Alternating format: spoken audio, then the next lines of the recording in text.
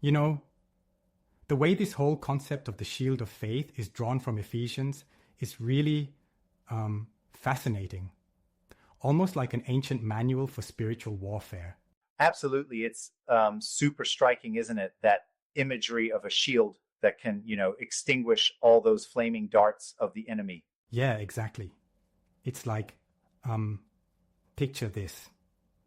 In ancient times, a Roman shield, the scutum, was huge, covering the whole body, almost like a Yeah. mobile fortress. And Paul uses that imagery to show us that our faith acts like that shield.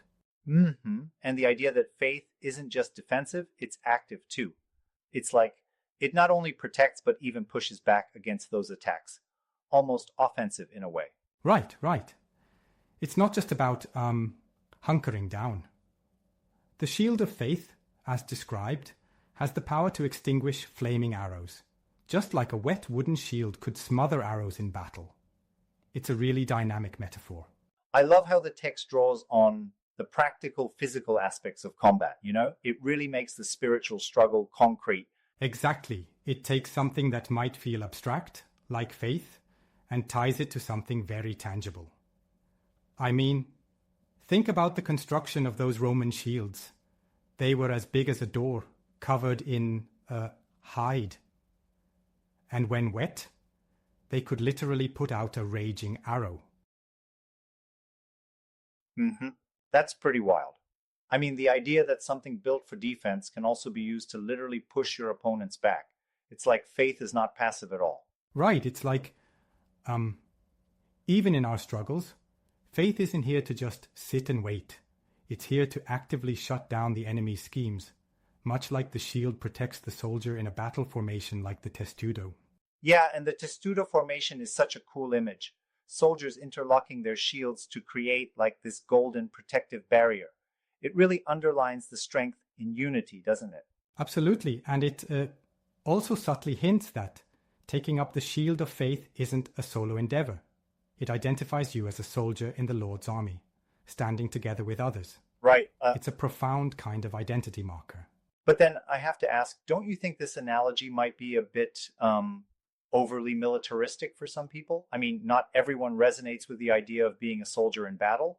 I get what you mean, but I think the imagery is meant to inspire courage and emphasize protection.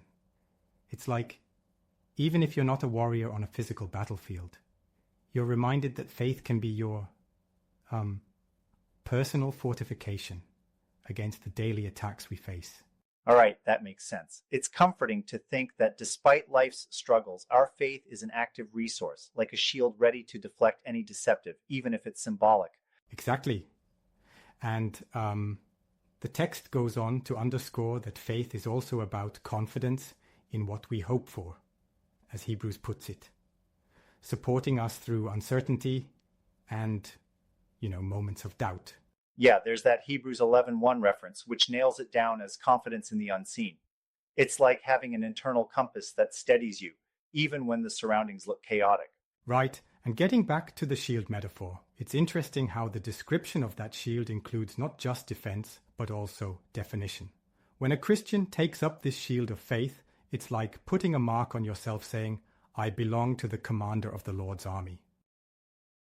Yeah, that's a powerful statement. It's not just smart tactics in a game, it's about who you are at your core. Faith becomes both a weapon and a badge of identity.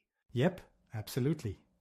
And when we look at how Satan's methods are described, using flaming arrows or darts to stir doubt, the role of faith is to extinguish those attacks immediately, kind of like an automatic sprinkler system for your soul, yeah?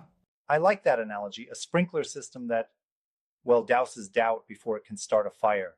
It's tangible and relatable even in everyday life. Exactly. It's this rich interplay between divine promise and human perseverance. Even when life seems to offer instant gratification that distracts us, faith reminds us of God's promises, which might not be immediately visible, but are absolutely true. And that's where the idea of overcoming the world comes in, right? Like every believer, by standing firm in faith, essentially becomes an overcomer. Right on. It's a promise, even quoted in 1 John, that everyone born of God overcomes the world through faith. So, faith isn't just a passive feeling, it's an active stance, a proactive means of aligning with God's will and grace. Yeah, and that ties into all those verses that mention faith as a gateway to grace and hope. It's almost like our faith, our trust in God, transforms our trials into tools for growth rather than reasons to falter. Totally. And it's sort of comforting to know that the very things Satan uses to discourage us can, in the hands of God, become instruments of perseverance. It's a complete 180-degree turn on the narrative of suffering. Absolutely. And I also love that even in times of doubts and temptations, this shield is there to protect, reminding us that, well, there is no condemnation for those redeemed by faith. It's a really uplifting message. Yeah, and it all starts with that simple yet profound act of taking up the shield of faith in all circumstances. It's sort of like our constant reminder to be strong in the Lord and not let the fiery darts of deception snuff out our inner light. Right? It's that proactive choice to stand firm and to identify ourselves as part of something bigger.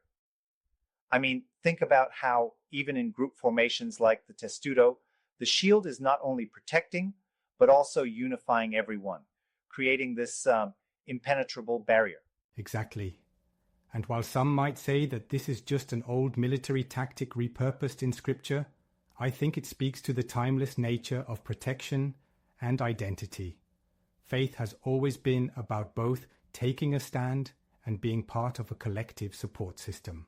I see your point, but don't you think that sometimes the rugged military imagery might feel a little too combative for some? Well, But it's meant to illustrate that there is an undeniable power and strategy behind our spiritual defenses. Yeah, definitely. It's not meant to glorify war per se, but rather to show that even in life's battles, there's a methodology, a divine strategy, acknowledging that our challenges have real, tangible forms, just like those flaming arrows. Right, and that makes the idea so relatable. I mean, if you think about it, every modern challenge can be seen as a kind of attack on our inner peace, and faith becomes the armor we wear to keep going, despite the odds. Exactly. And it all ties back to that core promise, that through faith, we receive grace, overcome suffering, and ultimately stand victorious. It's like an assurance that even if the enemy is out there, our shield is unyielding. Yeah, and there's this profound reassurance in knowing that while we might face fierce battles, our identity and salvation through faith remain steadfast. Totally. It's this layered metaphor that captures both the vulnerability and the power we have when we put our trust in something greater than ourselves. It's a call to action as much as it is a comfort. Absolutely. It demands that we actively choose faith every day, especially when doubts start creeping in. It's like arming yourself every morning with a shield that's built to last. Yeah, and that's what makes it so powerful. It's not static. It's dynamic, just like our lives. And by embracing that shield of faith, we're not just defending. We're actively stepping into a narrative of hope and resilience. Well put. It's such a timeless reminder that no matter what comes at us, we have a tool that reaffirms our truth and protects us through every battle.